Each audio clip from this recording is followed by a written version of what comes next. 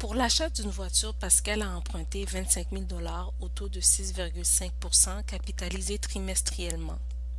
Si aucun paiement n'est requis pour les 5 premières années, alors quel sera le solde de la dette à la fin de la 5e année? Alors, on va résoudre le problème. On doit trouver le solde de la dette à la 5e année. On sait que Pascal a emprunté 25 000 pour acheter une voiture et ce prêt est au taux de 6,5% capitalisé trimestriellement, c'est-à-dire 4 fois par année. Alors, on va utiliser la formule suivante pour trouver la réponse. On a la formule Cn est égal à C0 fois 1 plus I, tout ça exposé en N.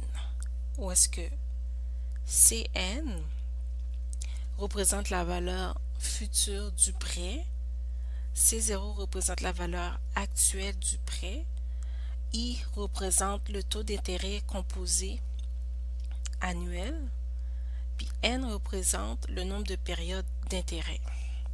Alors, ici dans notre cas, C0, qui est la valeur actuelle du prêt, est égal à 25 000 $.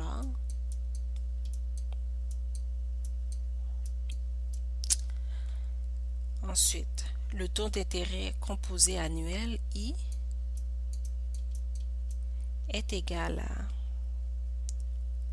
0,065. On écrit toujours le taux d'intérêt sous la forme décimale. Ensuite, on a N qui représente le nombre de périodes d'intérêt. On sait que les intérêts sont composés, l'intérêt est capitalisé trimestriellement. Alors, trimestriellement, ça veut dire 4 fois par année et sur une période de 5 ans. Alors, on va avoir 4 fois 5, ce qui nous donne 20. Alors, on a 20 périodes d'intérêt. Alors, on va utiliser notre formule pour trouver la valeur du prêt à la fin de la 5e année. Alors, Cn va être égal à C0 qui est 25 000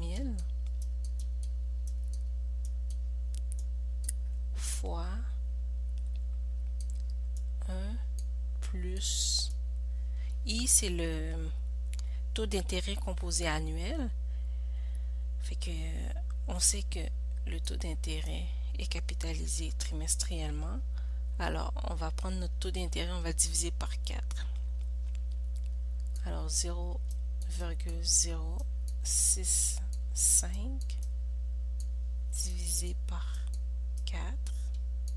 Tout cela exposé en N. N est égal à 20. Alors, Cn est égal à 25 000 fois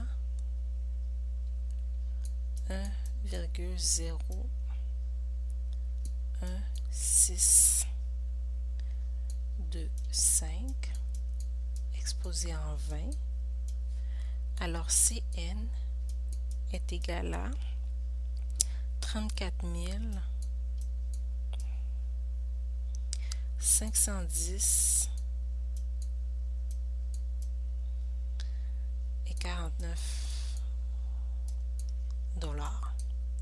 Alors, la valeur du prêt, alors le solde de la dette à la fin de la 5e année est de 34 510 $ et 49 cents.